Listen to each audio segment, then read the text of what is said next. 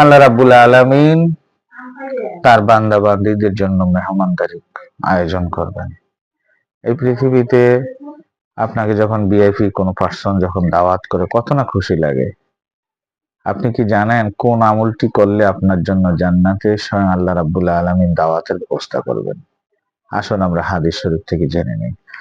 عن أبي هريرة رضي الله تعالى عنه أن النبي صلى الله عليه وسلم قال من غدا إلى المسجد أو راح أعاد الله له في الجنة نزولا كلما غدا أو راح متفق عليه।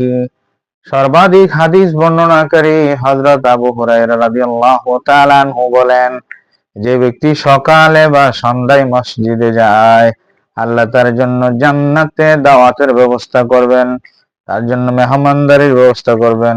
সে যতবার যাইবে ততবার আল্লাহ তাআলা তাকে জান্নাতে মেহমানদারি করবেন। বুখারী ও মুসলিম।